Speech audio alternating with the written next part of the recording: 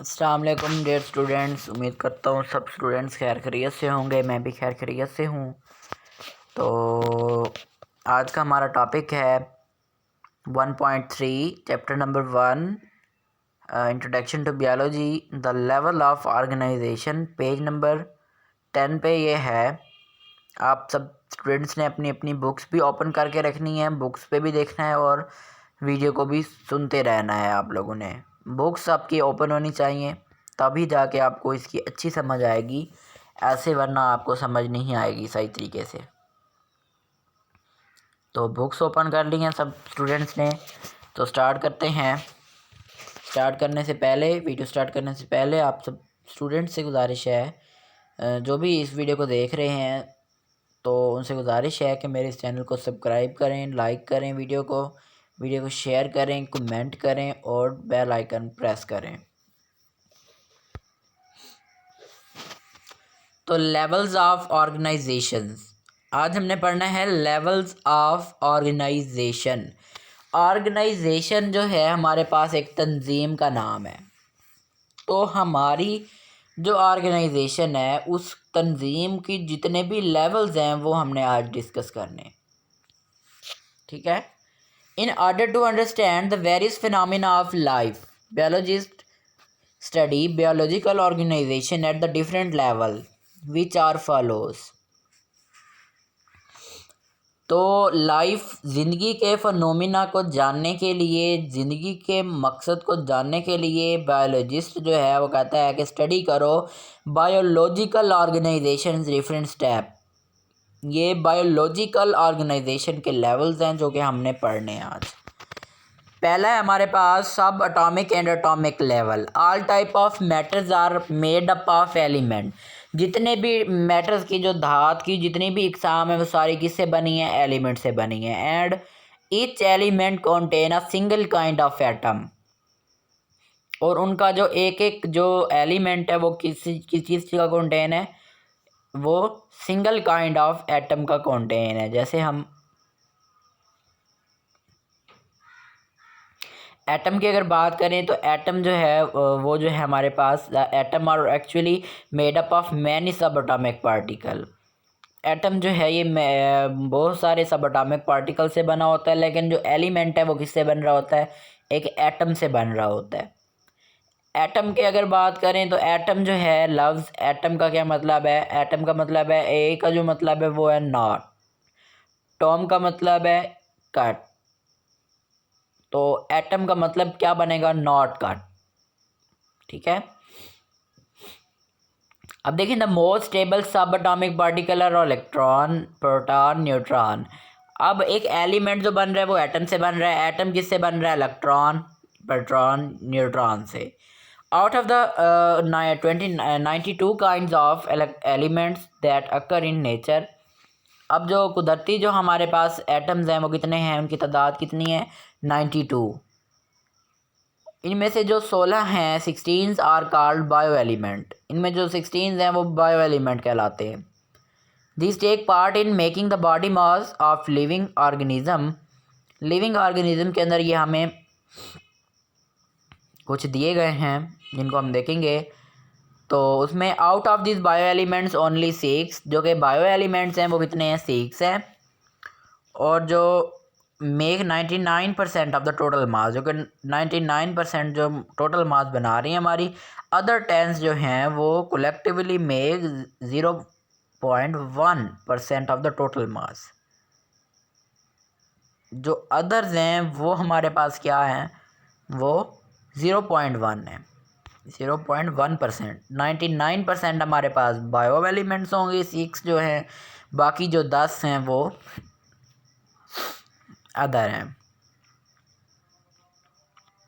अब इस पेज पे देखें, यहाँ पे देखें, ऑक्सीजन 65 है, कार्बन 18 है, हाइड्रोजन 10% है, नाइट्रोजन 3% है, कैल्शियम 2% है, फास्फोरस जो है हमारे पास ये 1% है, और जो अदर हैं वो भी 1% है। ये बायो एलिमेंट्स की इसकी कंपोजिशन हो रही है, percentage composition bio elements in the protoplasm of living organisms. Next हमारे पास मॉलिक्यूलर लेवल जो है, मॉलिक्यूलर लेवल के अंदर क्या है कि इन ऑर्गेनिजम्स के अंदर bio elements usually do not occur in isolated from rather the combine through ionic और कोवेलेंट बॉन्डिंग। ठीक है, कोवेलेंट बॉन्डिंग से बनते हैं। दे स्टेबल, जो कि स्टेबल होते हैं। Particle form by such bonding is called molecular biomolecule. जो कि स्टेबल इनकी जो पार्टिकल की जो फॉर्म होती है जिसको हम बॉन्ड के नाम से बुलाते हैं, तो उसको हम क्या कहते हैं, मॉलिक्यूल कहते हैं या बायोमॉलिक्यूल कहते हैं। अब इनकी डिफरेंट्स जो है ना, इनकी टाइप्स है हमारे पास तकरीबन हंड्रेड्स ऑफ डिफरेंट, सौों की तादाद में हैं। तो उस वजह से अब हमारे पास एक इनकी जो है ना क्लासीफाई किया गया है माइक्रो मॉलिक्यूल्स और मैक्रो मॉलिक्यूल्स।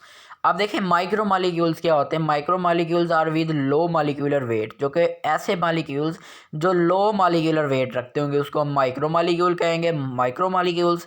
और जो ऐसे मॉलिक्यूल्स जो हाई मॉलिक्यूलर वेट रखते होंगे उसको हम माइक्रो मॉलिक्यूलर कहेंगे, मैक्रो मॉलिक्यूलर कहेंगे। ठीक है, तो देखें अब हमारे पास माइक्रो मॉलिक्यूल्स कौन कौन से हैं। ग्लूकोज है, हमारे पास वाटर है, ATC वगैरह। और हमारे पास मैक्रो मॉलिक्यूल्स कौन कौन से हैं जो कि हाई मॉलिक्यूलर वेट रखते हैं, वो स्टार्च, प्रोटीन, लिपिड। अब हमारे पास नेक्स्ट पेज नंबर 12 पे है। पेज नंबर 12 ओपन कर लें आप लोग। Organelles and cell level biomolecules assemble in a particular way and from organelle. ठीक है, बायोमॉलिक्यूल्स जो हैं वो एक पर्टिकुलर वे के अंदर असेंबल होते हैं फ्रॉम ऑर्गेनेलीज से। ठीक है, द ऑर्गेनेली आर एक्चुअली सब cellular structure and when they assemble together unit of life cell are formed। ठीक है, ऑर्गेनेलिस से हमारा एक सेल लेवल बनता है। ठीक है, क्या बन रहा होता है, सेल लेवल। और सेल लेवल से क्या बन रहा होता है, हमारा सेल बन रहा होता है। Each type of organelle specialise to perform a specific function. जितनी भी हमारे पास ऑर्गेनेलीज हैं उनका स्पेसिफिक फंक्शन होगा। जैसे माइटोकॉन्ड्रिया है, माइटोकॉन्ड्रिया क्या हमारे पास ये सेलुलर रिस्पिरेशन करती है, राइबोसोम्स करती है, और specialised for protein synthesis. Protein synthesis के लिए हमारे पास माइटोकॉन्ड्रिया क्या है, ये एक स्पेशलाइज सेलुलर रिस्पिरेशन है। अब है इन दिस वे, इस वे के अंदर function of the cells are accomplished by the specialize structure. ये अपनी स्पेशलाइज स्ट्रक्चर की वजह से ये क्या होती है, एकोमलाइज कर रही होती है। इट इज़ एन एग्जाम्पल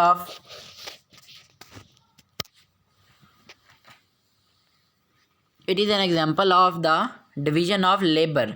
ये एक लेबर की टाइप के अंदर हमारे पास आ जाती है एक सेल के अंदर। In the case of prokaryotes and most protists जो है हमारे पास इसके अंदर the interior organism consist of a single cell. अब जो प्रोकैरियोटिक्स होता है उसके अंदर हमारे पास सिंगल सेल होता है। In the case of most fungi all animal and plants they are organism consist of trillions of cell. ठीक है, हमारे पास जितने भी फंगाई होते हैं, फंजाई होती है, जितनी भी एनिमल्स हैं, प्लांट्स हैं, ह्यूमंस हैं, जो कुछ भी है हमारे पास वो ट्रिलियंस ऑफ सेल्स। उसके अंदर कितने सेल्स होते हैं, बहुत सारे सेल्स होते हैं, ट्रिलियंस की तादाद में। तो लेकिन हमारे पास जो प्रोकैरियोटिक्स होते हैं, प्रोसिस्ट्स होते हैं, उनके अंदर सिर्फ एक सेल होता है। अगर वो उन एक सेल को अगर हम ख़राब कर दें, उसको कहीं से खराश आ जाए, वो टूट जाए, तो समझें वो कभी नहीं बन सकता, वो मर जाता है बंदा। लेकिन जो एनिमल्स हैं, प्लांट्स हैं, फंजाई है, उसके अंदर जो हमारे जो सेल होते हैं, वो सेल अगर हमने काट दिए हैं, सेल को अगर हम दरमियान में से काटते हैं तो दोबारा अगर हम उसको डी अटैच करते हैं, अटैच करने के बाद वो सेल जब आपस में जुड़ते हैं तो वो फिर दोबारा से नए सेल बन जाते हैं। नेक्स्ट हमारे पास tissue level. In multi cellular organisms similar cells performing similar function. Similar cells जो होते हैं वो क्या कर रहे होते हैं, सिमिलर फंक्शन परफॉर्म कर रहे होते हैं, एक ग्रुप की शक्ल में ऑर्गेनाइज्ड होते हैं इनटू अ ग्रुप। ग्रुप की शक्ल में वो एक ऑर्गेनाइज काम कर रहे होते हैं, जिसको हम टिश्यू कहते हैं। मतलब अगर 5 टिश्यू हैं, 5 सेल हैं, वो एक ग्रुप के अंदर काम कर रहे हैं। एक सेल एक दूसरे को काम बताता है, दूसरा तीसरे को बताता है, तीसरा चौथे को बताता है, चौथा पांचवें को बताता है। तो वो एक ग्रुप के अंदर काम कर रहे हैं। तो इस ऑर्गेनाइज्ड ग्रुप शेप को हम क्या कहेंगे? टिश्यू कहेंगे। ये हमारा टिश्यू लेवल की डेफिनेशन है। फिर देखें, we can define a tissue a group of similar cell. ठीक है, मैंने वही बात जो अभी आपको बताई है कि एक टिश्यू जो है वो ग्रुप की शक्ल में काम कर रहा होता है। उसका कॉमन फंक्शन होता है, एक ही काम होता है। जो काम पिछला सेल अगले वाले को बता रहा है, वही सेल जिसको उसने बताया है पिछले ने, वो भी वही काम अगले सेल को बताएगा। तो इनका सिमिलर फंक्शन होगा। उसके बाद है, each cell in a tissue carries on its own life process like cellular respiration, protein synthesis, but it also carries on some special process related to the function of the tissue. There are different type of plant tissue. Plant tissue जो होते हैं हमारे पास मुख्तलिफ इक़साम के होते हैं। Epidermal tissue होता है, ग्राउंड टिश्यू होता है। एपिडर्मल कहते हैं, एपिडर्मल टिश्यू जो है वो हमारे पास प्लांट का जो ज़मीन से ऊपर होगा। जो टिश्यू ज़मीन से ऊपर होंगे वो प्लांट के एपिडर्मल टिश्यू कहलाएंगे। वो टिश्यू जो ज़मीन के नीचे होंगे वो हमारे पास ग्राउंड टिश्यू होंगे। अब एनिमल टिश्यू की बात करें तो इसमें भी मुख्तलिफ टाइप्स हैं। कुछ उन्होंने 2 बताए हैं यहाँ पे। एक नर्वस टिश्यू होते हैं, एक होते हैं मस्कुलर टिश्यू। नर्वस टिश्यू जो इनके न्यूरॉन जो स्पाइनल कॉर्ड के टिश्यू होंगे वो हमारे पास नर्वस टिश्यू होंगे। जो बाकी जो मसल्स के टिश्यू होंगे वो हमारे पास मस्कुलर टिश्यूज़ होंगे। Organ and organ system level. In higher multicellular organism, more than one type of tissue having related function are organized together and make a unit called organ. अब इसमें बहुत सारे जो टिश्यू, पहले बात हो रही थी सेल्स की कि सेल्स जो थे वो टिश्यू बनाएंगे। टिश्यू वो एक टिश्यू बन जाएगा 5 सेल्स से। लेकिन यहाँ पे बात हो रही है कि 5 टिश्यूज़ जो हैं, 5 tissues are make a group, that group is called organ. अब ये जो 5 टिश्यू मिल के काम कर रहे हैं वो हमारे पास एक आर्गन होगा। Different tissue of an organ perform their specific function. बहुत सारे टिश्यू जो हैं, डिफरेंट टिश्यूज़, मुख्तलिफ टिश्यू जो हैं वो एक ही काम कर रहे होते हैं। ठीक है, and these functions collectively become the functions of that organ. और ये जो फंक्शन चल रहा होता है इन आर्गन्स का, उस आर्गन के फंक्शन को हम क्या कहते हैं? Organ system. अब देखें, for example stomach is an organ. Stomach जो है हमारा मैदा जो है ये एक ऑर्गन है। ठीक है, क्योंकि ये सेल से बना है।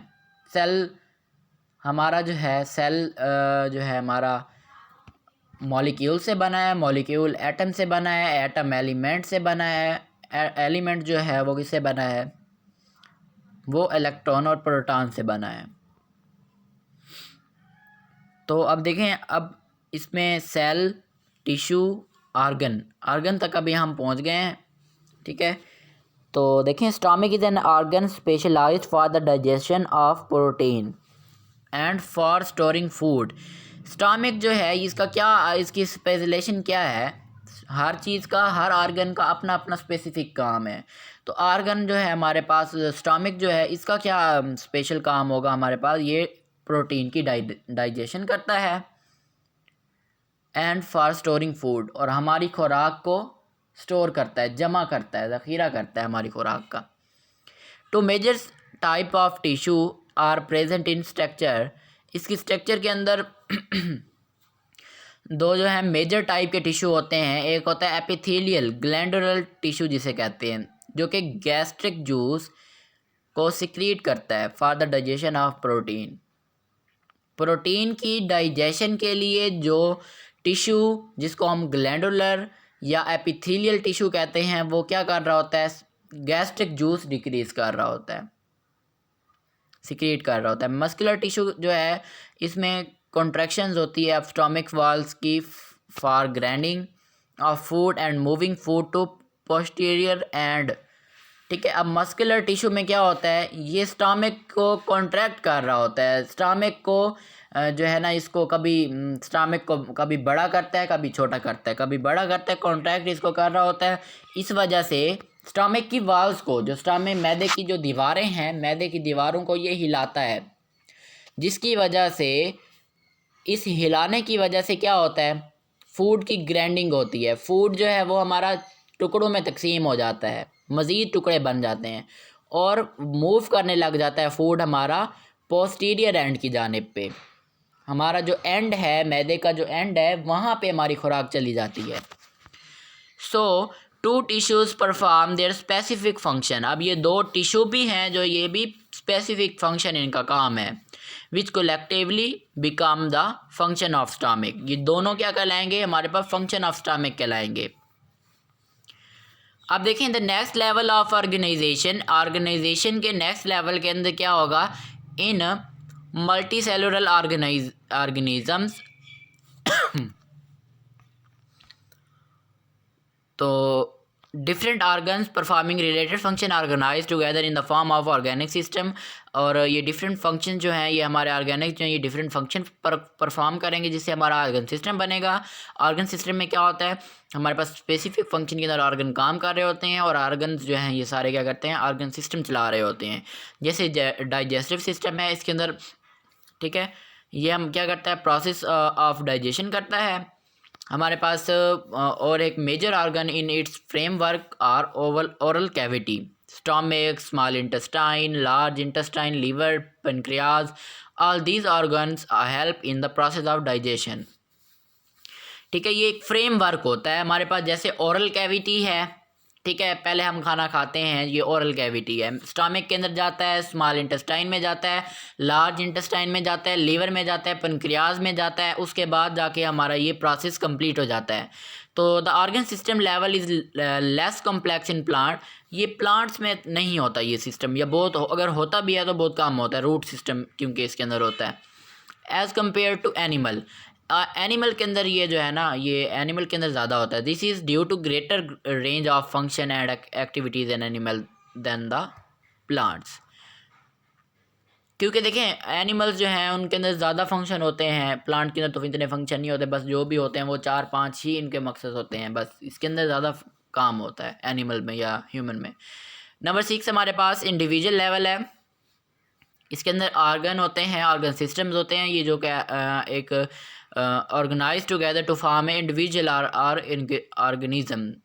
ठीक है, ये ऑर्गेनिज्म बना देते हैं, ऑर्गन सिस्टम मिलके ऑर्गेनिज्म बनाते हैं। अब ऑर्गेनिज्म के अंदर क्या होगा, function, processes, activities of various organ and organ system are coordinate.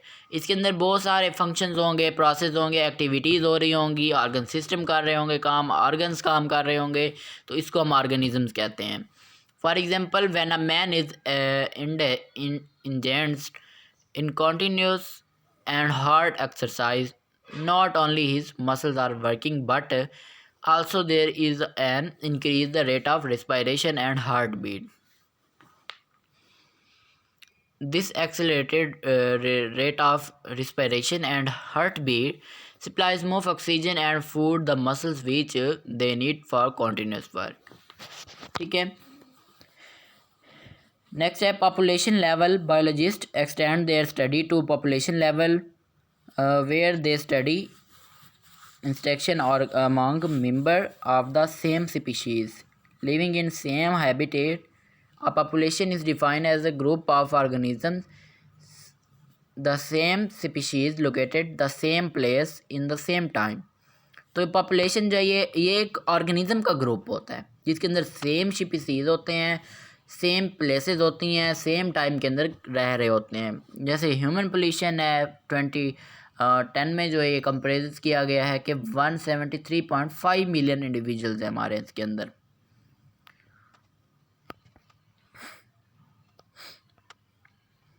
Next हमारे पास है कम्युनिटी लेवल।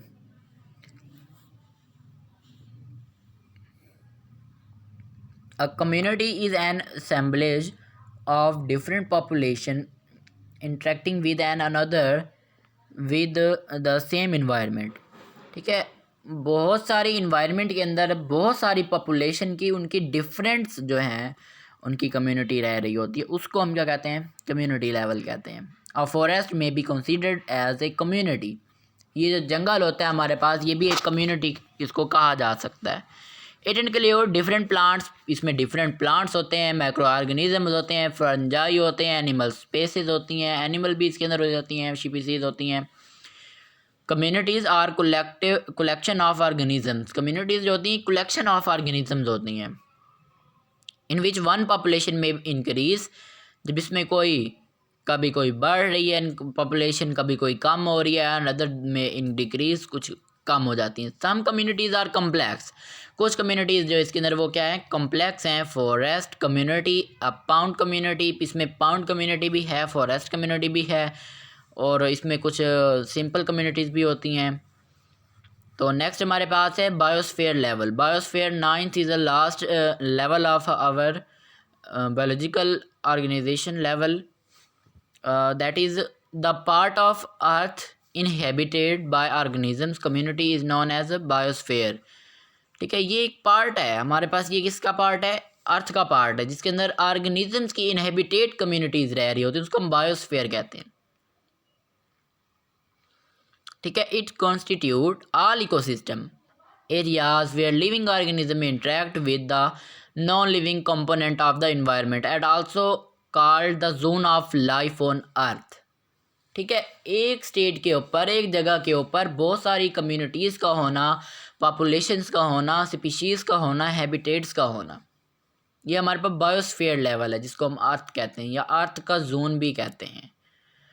तो ये था हमारा आज का लेक्चर, जो कि एंड हो चुका है। आप लोगों से, आप स्टूडेंट से गुजारिश है, मेरे चैनल को सब्सक्राइब करें, वीडियो को लाइक करें, शेयर करें, कमेंट करें, और चैनल सब्सक्राइब कर दें, और बेल आइकन प्रेस करना नहीं भूलना आप लोगों ने। अल्लाह हाफिज़।